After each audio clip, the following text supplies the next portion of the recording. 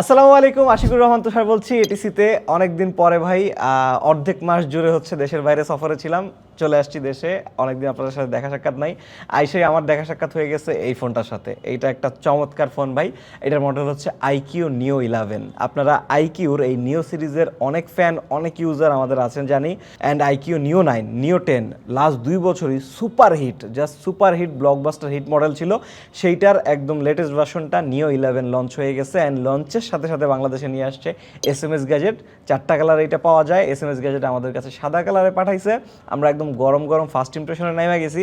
And এই ফোনটা সারা বছর চলবে, মার্ক মাই ওয়ার্ডস, সারা বছর চলবে। সো আজকে এটা নিয়ে আপনার জেনে রাখলে অনেক লাভ। কেন বললাম সারা বছর চলবে ভাই? নিও 11-এ যদি আপনি স্পেক দেখেন, স্ন্যাপড্রাগন 8 এলিট আছে, LPDDR5X আলট্রা র্যাম আছে, UFS 4.1 টাইপের storage, 7500 mAh silicon carbon battery, 100 ওয়াটের চার্জিং, ডিসপ্লের ক্ষেত্রে LTPO, 2K রেজুলেশন, আবার অ্যান্টি রিফ্লেকশন কোটিং আছে ভাই। এই ফার্স্ট আমি একটা বাজেট অ্যান্ড্রয়েডের মধ্যে দেখলাম। ইভেন বডিতেও ছাড় দেয় নাই, মেটাল ফ্রেম দিছে, গ্লাস ব্যাক দিছে, IP6869 আছে।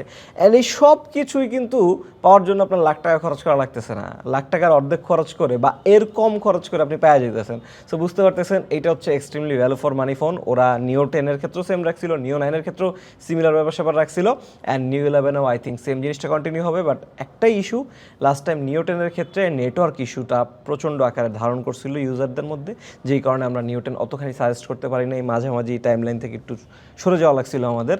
বাট নিও 11-এর ক্ষেত্রে যদি এমন কিছু না হয়, যদি সব ঠিকঠাক থাকে নেটওয়ার্ক, তাহলে ভাই এটা মোটামুটি জাতীয় ফোনের একটা খেতাব জিতে যাইতেই পারে। অ্যান্ড SMS গ্যাজেট আপনি পেয়ে যাবেন আইকিউ নিও 11 এখন থেকে শুরু করে সারা বছর জুড়ে তারা সেল করবে।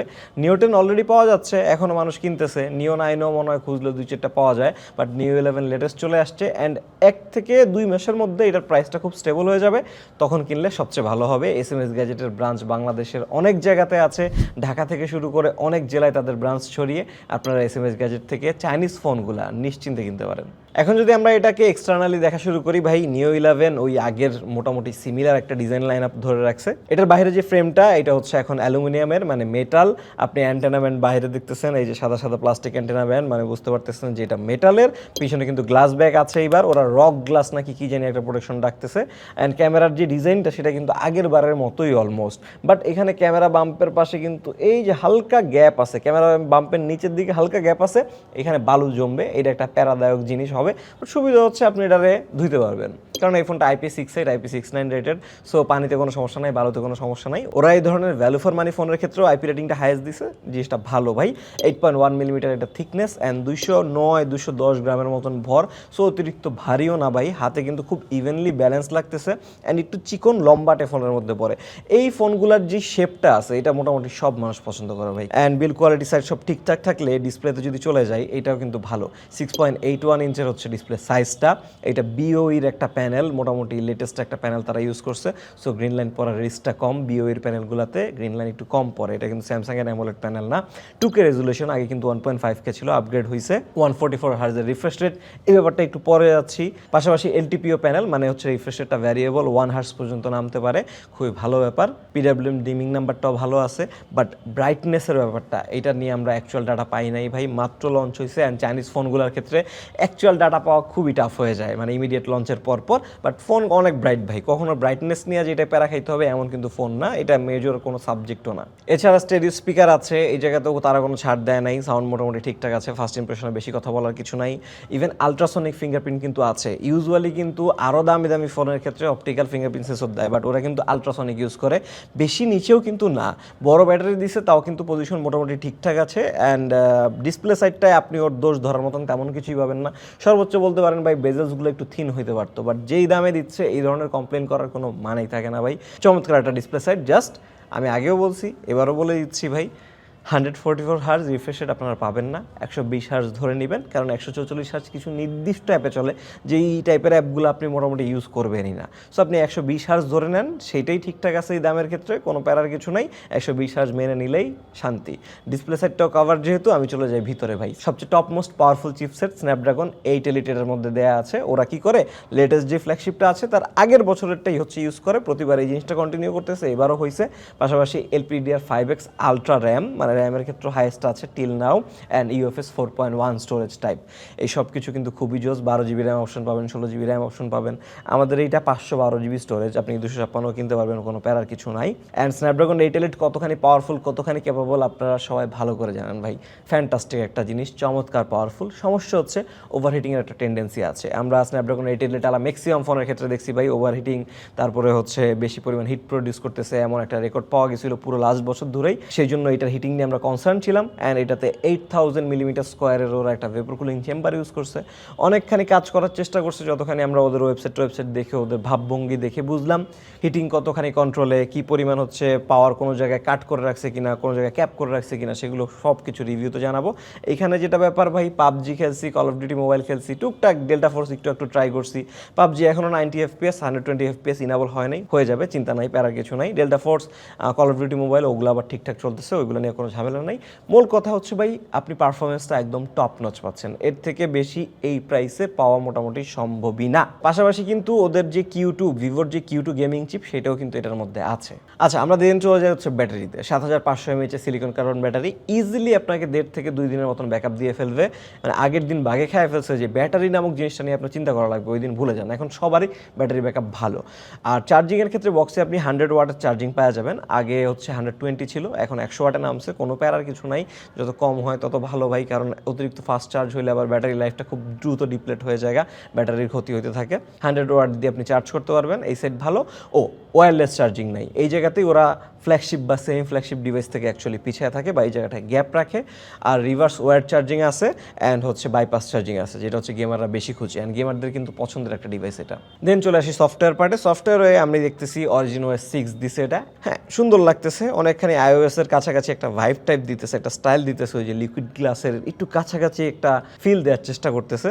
চাইনিজ ফোনগুলা সফটওয়্যার ওয়াইজ অ্যাপলের প্রচুর কপি করার চেষ্টা করে, এটা বেশ কয়েক বছর ধরে চলতেছে, অ্যান্ড ওরা শেমলেসলি করে। সো অরিজিন OS ভাই যথেষ্ট ভালো একটা সফটওয়্যার, মোটামুটি নিশ্চিন্তে ইউজ করতে পারবেন। বাট সমস্যাটা হচ্ছে এটা কিন্তু চাইনিজ ভ্যারিয়েন্ট এই ফোনটা, অ্যান্ড চাইনিজ সফটওয়্যার আপনি পাবেন। চাইনিজ জিনিস যে আপনার অলওয়েজ চোখের সামনে থাকবে তেমন না, কিছু কিছু টাইম পাবেন।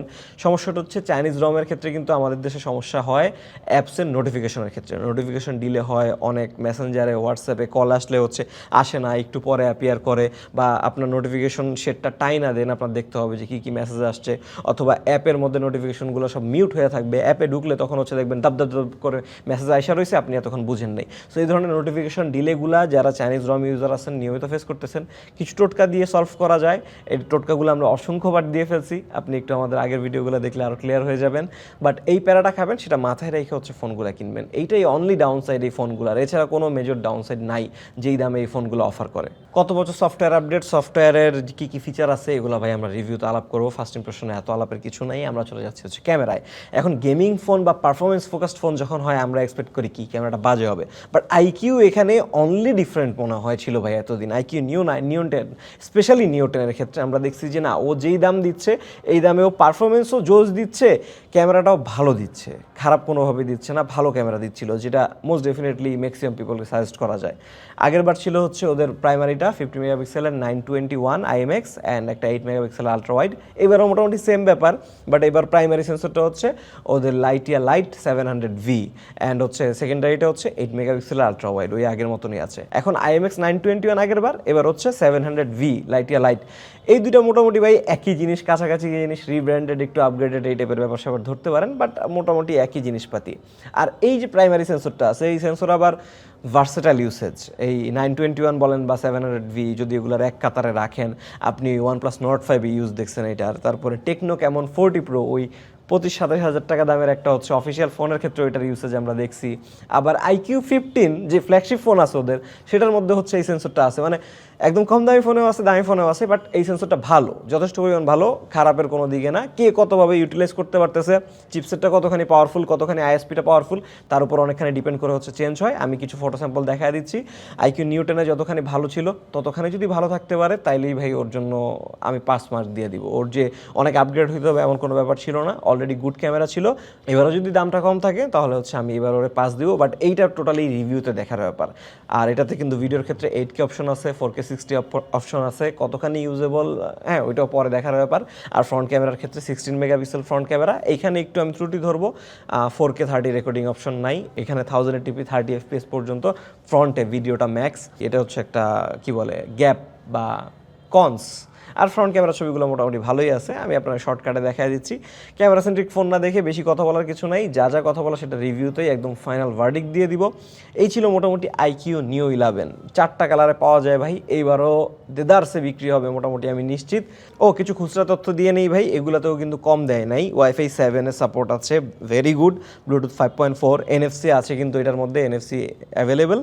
ওয়াইড ভ্যান L1 সাপোর্ট আছে, সেকেন্ডারি নয়েজ ক্যান্সেলেশন মাইক আছে, কল রেকর্ডিংও আপনি হচ্ছে ওয়ার্নিং ছাড়া করতে পারবেন, চাইনিজ রম যেহেতু, অরিজিন OS 6। মানে এই ফোনটা আসলে কোনো জায়গায় আপনাকে লেট ডাউন করবে না। অ্যান্ড যেই পরিমাণ দাম নেয় ইউজুয়ালি এগুলো 40-45 হাজার দিকে এসে ঠেকে, কারেন্ট দামটা একটু বেশি থাকবে, 1 মাস 1.5 মাস চলে গেলেই 40,000-এর দিকে এসে ঠেকে যাবে এগুলো, মোটামুটি আমাদের এক্সপিরিয়েন্স যা বলে।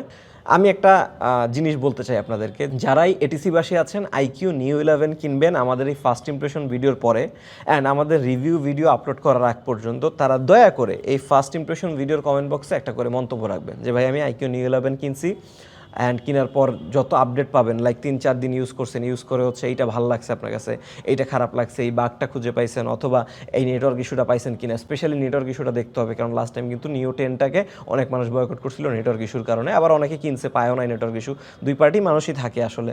সো আপনি কিন্তু এই আপডেটগুলো ওই আপনার কমেন্টটা রিপ্লাই জানাবেন। সো আমরা রিভিউর আগে এই সবগুলো কালেক্ট করব, কালেক্ট করে হচ্ছে একদম র সলিড অ্যান্ড প্রপার একটা রিভিউ দিতে পারবো আপনাদেরকে, যেটা মোটামুটি 6 থেকে 9 মাস আপনাদেরকে বিভিন্ন উপকারে লাগবে, বিভিন্ন কাজে লাগবে। অ্যান্ড এই ফোনগুলো যেহেতু সারা বছর ধরে চলে, আই থিঙ্ক রিভিউটা আপনাদের সারা বছর ধরে দরকার হবে। এই তো আইকিউ নিও 11, প্রাইসটা স্টেবল হলে এসএনএস গ্যাজেট থেকে নিয়ে নেবেন। আসসালামু আলাইকুম।